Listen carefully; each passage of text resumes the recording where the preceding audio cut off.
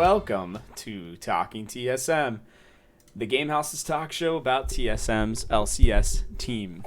I'm Robert Haynes, your host and your guide into the world of TSM. Now, I had another episode already done earlier this week, and then everything went crazy. If you missed that, I put out an extra episode on Tuesday. Yes, 3 episodes in a week. I guess it's making up for some of those weeks that I only was able to do one. But yeah, I mean, I really struggled with coming up with what I was going to do with this episode, just because of the fact that normally, obviously, this is a preview episode, and the LCS Academy team did well, if I remember correctly. Let me check here. Yeah, they 2-0'd FlyQuest Academy, who's not too far up the standings from them, but we absolutely take those. No doubt. They from what I've seen, heard, read, whatever, they looked much better. Which is huge, right? Because that was something that we really needed. And it was something that I felt like, if we couldn't, I don't know, find some success somewhere, that then things would already be bad, right? So let me go to these games really quickly. Oh, they're not showing them to me. Come on now.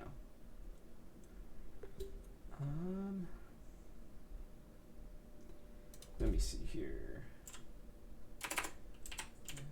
Sorry, guys. Give me 1 second. There should be... I feel like I should be able to see something. Okay. Here we go. So,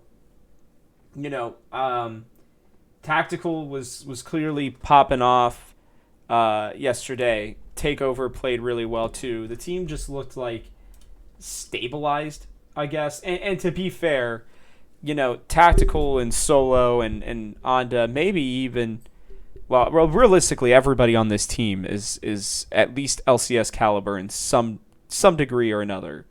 Tactical, again, specifically popping off, and then Takeover on the Azir game was fantastic. So, I'm happy to see those changes. It shows, that I guess that we can win an academy, which I don't really know what the point of that is, to be honest with you still, but yeah, that's fine, I guess. But what's coming up today, and again, what I really just struggled with was like, how am I going to really predict anything other than a loss against Cloud9 and FlyQuest? Like, I am sorry, because I know that that's kind of a cop-out answer, and I know a lot of people are going to be upset, like, oh, you should still analyze how they could win. And the reality is that it's going to, both games will be determined, I think, in a couple of ways, and I'm going to go over those real quick, and then we'll go into what I more wanted to talk about with this episode.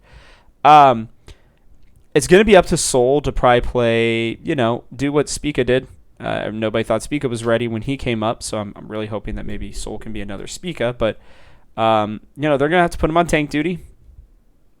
That's okay.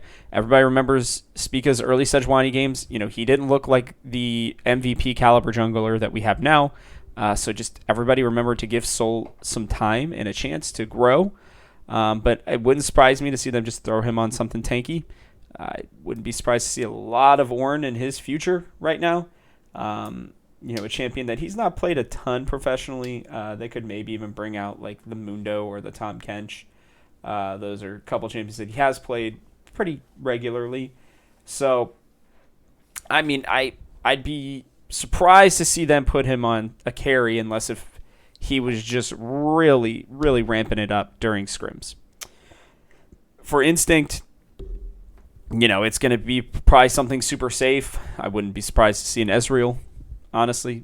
Just something where he can just kind of stay back and not have to worry about much. And then, with Chime we'll go into their champion pools here in a little bit, but they're probably going to keep him down with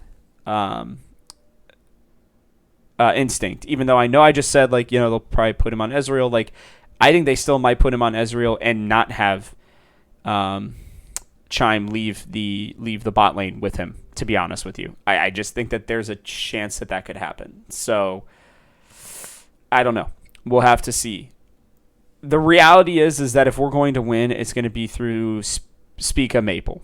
That is truly the only way that we could win this weekend, in my mind, outside of a very unexpected performance by two players who, by one or two, Instinct or Soul, where maybe it was just truly that the team surrounding them was holding them back that much, which would be ideal, obviously, for us. That would be a huge, huge, huge boon for TSM overall. But what I believe is going to happen is that they're going to tell Spica, hey, just play around Maple. And I know that everybody else is going to know this, but who cares? I wouldn't be surprised to see Spica on a Viego, a Belveth, a Xin Zhao, I don't know, like literally anything that could be a carry at this point, because, well, that's what they need.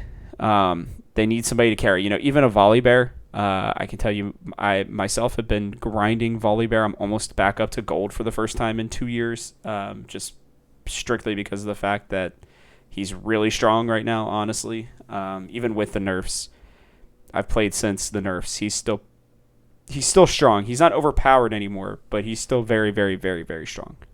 I got to see what patch are they playing on. I don't even remember. Let's see. I think they should be on 2.12, I would think. Why is it showing me Academy? I don't want to see Academy. I want to see the LCS. There we go. 2022 season. Yeah, they played on 2.12 last time as well, so I'd assume they'll be playing on 2.12 here. If they were to play on 2.13, that would mean Neela would be potentially available, but I would be surprised to see that. And I believe that Academy, I can actually check that. Academy played on 2.12. So they'll be playing on 2.12, which isn't a huge surprise to me. I'm pretty happy about the fact that, well, that's what they're going to be doing. So good. So I am, I'm of the opinion that they're going to put him on something carry-like, and then I guess, like, they're going to just continue to do Azir or Corki on Maple. I really hope not. I would very much prefer that not be the case.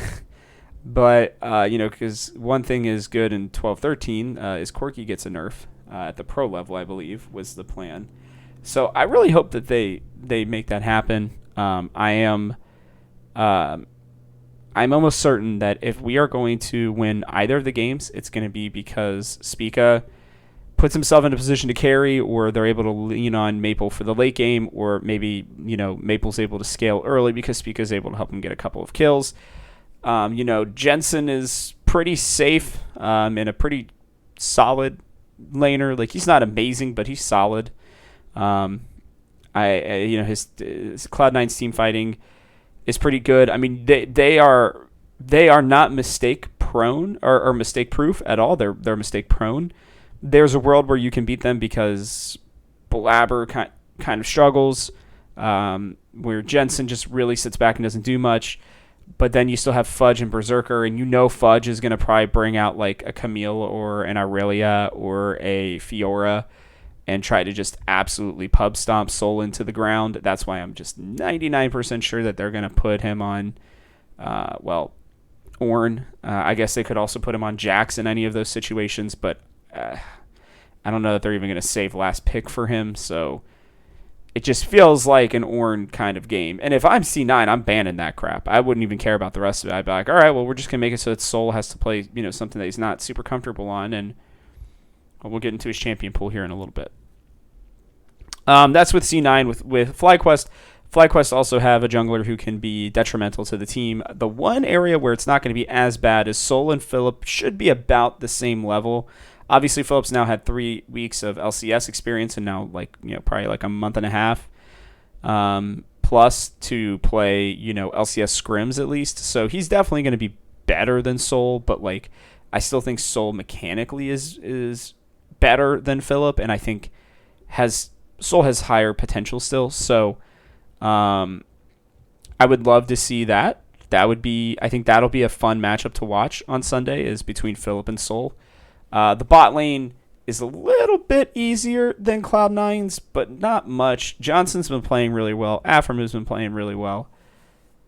And Takui is, if you didn't see the last episode of Hot Takes, he's my number 2 for MVP right now. So, yeah, I don't know. I am a little. There's more I could go into, but why? We are likely to lose both games.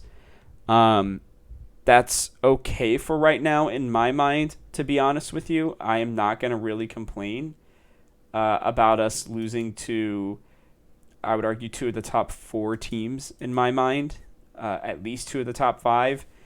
It'll be when we head into week 5, 100 Thieves and Immortals, like we're going to be circling that Immortals game as like a get right game where they could get that 3rd dub and put themselves at least into a position to where they can start to try to climb back up during the second half, because they're going to need to beat Immortals. They're going to need to beat Golden Guardians when they play them in week 6. They're going to need to beat Dignitas when they play them in week 7. And then when we have the Super Week, they're going to need to take down CLG and one of FlyQuest or C9. I think that gets you to 5 wins in the second half. That gets you to 7 wins overall. That's a place where you could be playing for playoffs. With this new roster, my expectations have shifted. I wanted top 6. Now I just want top 8. I still think we're better than Immortals and Dignitas. Maybe. My power rankings don't really say that right now. It's going to really depend on how Instinct and Sol adapt. If they can adapt quickly, our mid-jungle synergy should be enough to be able to be at least 8th best. But again, if they adapt really well and like they surprise us and it's like, oh, they're not Danny, level of jump, but they're actually pretty solid, because again, both of them are highly touted prospects. Neither of them are probably ready for the LCS yet, and I think Instinct and I think both of them may struggle for different reasons in terms of being anxious. Like again, playing Cloud9, they're probably going to make some mistakes, and that's just going to be what it is. But this team does have an opportunity.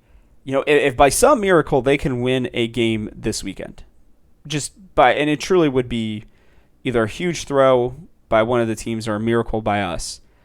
That maybe both. That would actually put us in a pretty good spot to where we'd only realistically probably need to win 3 games in the second half to at least just make the playoffs. Like that's my goal. I want us to make playoffs. I want to see these 5 players in a best of 5, because I do think that Chime is underrated. I do think that Instinct again and Sol, they have pretty high ceilings. There's a world where Sol could be, one of the top 2 or 3 top laners in the LCS. He could be possibly the best North American top laner in, like, true North American top laner. Well, along with Tenacity, I guess. I don't know. Like, I'd have to really look again, I guess. Let me make sure before I sound like a complete idiot. Yeah, no, he could. Well, I guess Licorice. Yeah, Licorice. So he could be the best one since Licorice, which would be pretty cool if you ask me. I would not be upset about that. So we're going to have to see what happens this weekend. It's certainly going to be a banger. TSM for the first time, well, pretty much ever, have a very interesting team. As a reminder, again, they have Sol, Spica, Instinct, and Chime, who are all NA. I know Spica.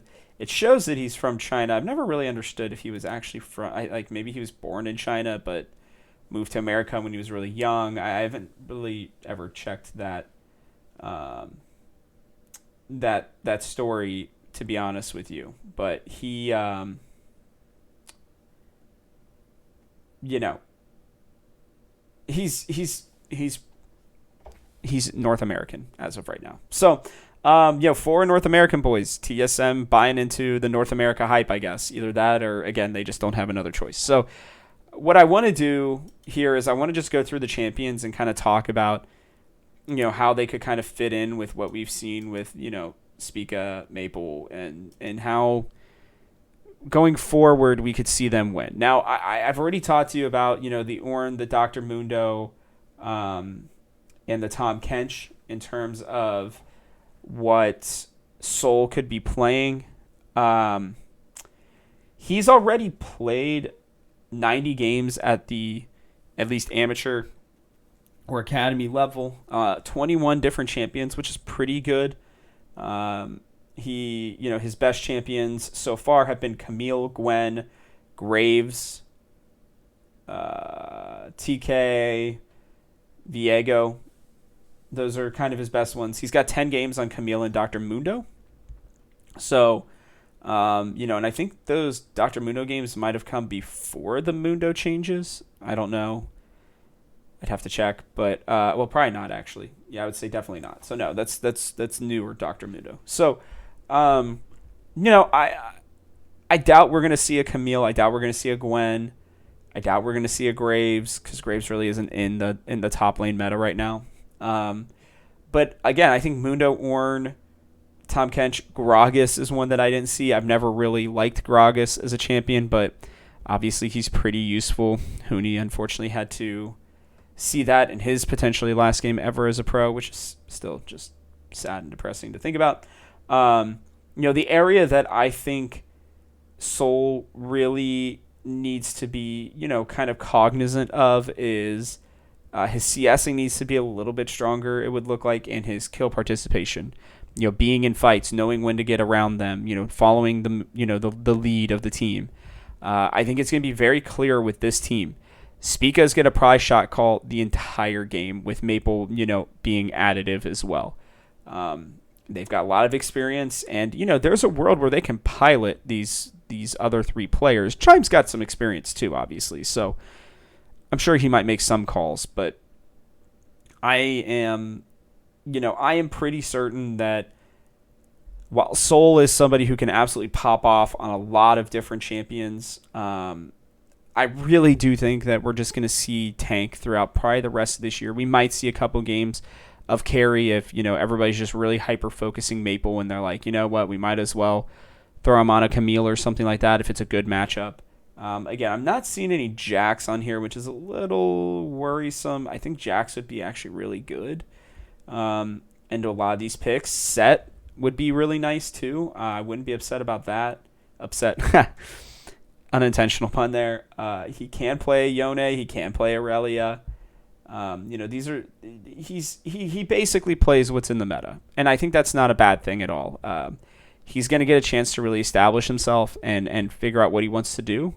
Probably next year, I would assume, but at least for this year, it's probably tank duty for him, and that's fine. I mean, if my expectations for him are he goes into a top lane against somebody like a Fudge, right, and he just doesn't die. He tries to stay within 15 CS, maybe gives up a plate or two, and comes into team fights and helps Spica stay alive. That's it. I would be very happy with a performance like that from him because he's not too far down at that point. And, maybe even a good gank or two from Spica, and he's in control of the lane. Like, I want him to play with confidence, even with, being put on weak side tank duty. He, said in his interview with me that he really felt like his, his job is to play what's good and to learn. And he's going to have Huni there with him, during these scrims, these last 10 days or so. So there's a world for me where maybe he's a little better than we thought. Maybe they do put him on a Camille or something. I really do doubt it, but a tank would be great, and just let him learn and see how to play that first. Once he learns how to play that, once he's shown it, like one champion that's not on his repertoire that I think is absolutely 100% necessary, and I'm sure he knows how to play it but hasn't played it yet, is Jace. Um, Jace would be really nice for this team. He's a pretty safe pick into a lot of things, but Gangplank as well wouldn't be awful as long as he can just be smart about it. He doesn't have to win lane. He just has to farm and hit R in the right places. So and I guess if they're really feeling frisky once they get to 12.13, where Gwen is quite strong, if they really want to put him on the Gwen, I'm not going to complain about that either. I just want him to be, the focus should be that Soul, Spica, and Maple are all on the same page, that they are playing smart, and that they are, ready to win. So, I have a lot of questions about Soul, but I am excited to see him play in what will end up being 2 days, from this episode. So, crossing my fingers there. All right, moving on to Instinct. Now, Instinct has a heck of a lot more games between Amateur and Academy, 205 to be exact. Also played on 21 champions. But Aphelios is by far his most played. He does play Ezreal. He plays Jinx, but he's never been very good at her. He plays a good Senna, Varus, Kaisa, Misfortune. Those are his top champions. Ashe and Jhin are right behind him. Kalista, we've seen in the meta. Zeri, he's only 2-5 on. Seraphine would be a pretty fun pick. He can play her as well. I imagine they are going to play Comfort. Again, I think Ezreal is probably the likely pick. Now, if they really wanted to shake some things up and they wanted to go Senna, Set, or something like that, or Senna, whatever they felt like Chime wanted to play bot lane, I wouldn't hate it. Seems like Senna's a pretty nice comfort pick for him, and he seems to be, pretty good on it. I don't love those Jinx stats. Those are pretty awful, honestly. So I really hope we don't see that. And he does play Aphelios a lot, and he's played it well at times and struggled in others. Obviously, being on a team that has just been getting absolutely clobbered probably doesn't help. If we're looking at his 2022 stats, going 1-3 in the LCS lock-in, if you guys remember, he looked okay. He wasn't crazy good or bad. And then, this is where it hurts. Spring season, 4-11 on Jinx. Go. That's bad. Goodness gracious. Wait, he got 4? He played her 15 times. Wait. He was 0-5 on her before then. Oh boy. He really needs somebody to help him learn Jinx. And then 2-7 on Aphelios. Jhin 4-1. Proving Grounds. His Zeri went 2-2, which looks fine. Xayah was fine. Then this summer so far, he's 1-5 on Ezreal. He hasn't really been playing him all that badly. It's just, I'm sure being on this team that has struggled so much, it's probably not a huge surprise that he hasn't been playing well. 0-2 on Jinx added on to that. Man, I guess he really didn't play Jinx until this year. I guess he was 0-3 on her before this year, it would seem. Maybe am I missing some other game? Nope, he's pretty much only played Jinx this year. He was 0-1 on her heading into this year. He is since 4-15, excuse me. Rough. His Zeri didn't look great. He's just really struggled, honestly. Not been terrible, but not been great. Zeri seems to be a nice comfort pick for him. I don't know how I feel about that. I really think right now, if they're going to be looking at anything, it probably needs to be that Ezreal pick. I wouldn't mind the Senna. I think Misfortune is pretty good. Ashe is really good in these next two patches in 12.12 and 12.13. I think she's super underutilized right now. She seems really strong into everything. And is, again, a nice little comfort pick. So I I really think that, what we're going to need to see out of our young instinct is just being able to, I think, catch waves correctly, punish, if there are mistakes. And if there aren't, just don't try to press for anything. Play smart around, what the opponent could be doing in terms of dives. It's, he really just his win rate too. I mean, all time is only like 43%. Yeah, so I mean he's not he's a young mechanically gifted player who is, I think he's only 17 right now. So I'm not going to be too harsh on him. It's more of just, he still obviously has a lot of learning to do, and hopefully this will be good experience for him to see, like, somebody like Berserker, who is just really, really good. Probably one of the best 80 carries in the league right now. And, even be able to just learn from watching what he does, and experiencing it himself. So I'm hopeful. We'll see. Last guy here is Chime.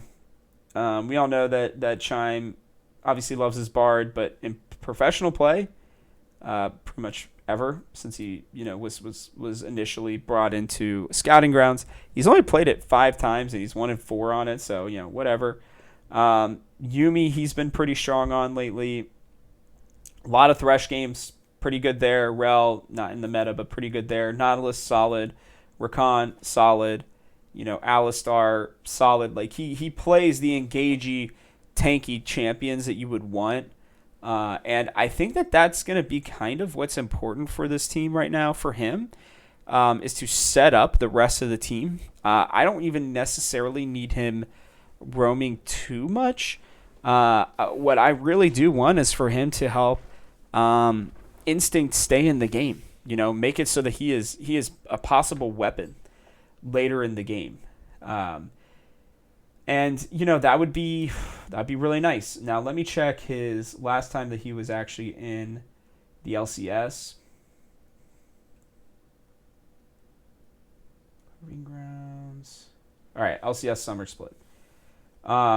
He went 11-16, which is good. He got 27 games of experience. That was probably the best split that you could do, something like that.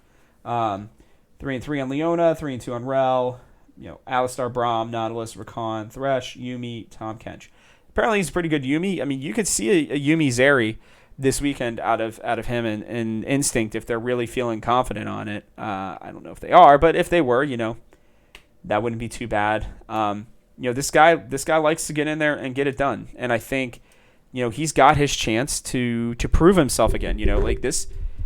At his age, like this is again, we've talked about how age necessarily isn't a huge factor, but for somebody who's already 23, who has only got 1 split of experience, who's been a pretty solid academy support, even on a relatively bad team, not relatively, actually they're technically, Golden Guardians Academy right now is actually the worst team, even behind us, which is crazy. He has an opportunity to prove that he deserves to be in this league right now. So that might be nerves for him, but that may allow him to also, take some risks, try to make some plays that maybe, he may not have thought of trying before. So I'm excited to see this team. And I know a lot of people aren't going to be, and I know it's because I'm a homer, whatever. That's fine. I don't care. I think that this team at least is giving us something to look forward to. And we're going to really be able to break down, what each of these players did and how they were potentially able to, maybe pull out a win this weekend. I doubt it. I would say it's like a 10% chance, but like whatever. Like, 1 out of 10 happens sometimes.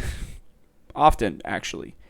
And I think, one of the probably best parts that I think will be good is we're going to get to really see how good of a game caller, essentially, Spica is, right? How important is he going to be to this team moving forward, right? He's going to basically be the lone voice, right? You're not going to have Huni, who has a lot of experience. You're not going to have Mia, who has a decent amount of experience, right? You're not going to have Tactical making any calls. Shenyi, when he was here with the team, like this team is Spica's from here on out, Maple's here, and that's great, but Maple's near the end of his career, right? Spica's still very much, well, maybe Maple's near the middle end of his career, but Spica is in his prime right now, and he has the opportunity to be the lone voice to call an entire game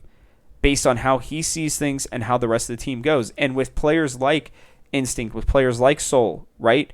They're likely going to just follow him and do what he says. They're not going to try to do anything contradictory. They're not going to try to, hey, I'm gonna go here. No, come here. Like, it's going to be, Spica's going to say, hey, we're going to Baron right now. We are going to Rift right now. We are going to Drake right now. And they're going to make their rotations, right? They're going to make their TP flanks or whatever it may be.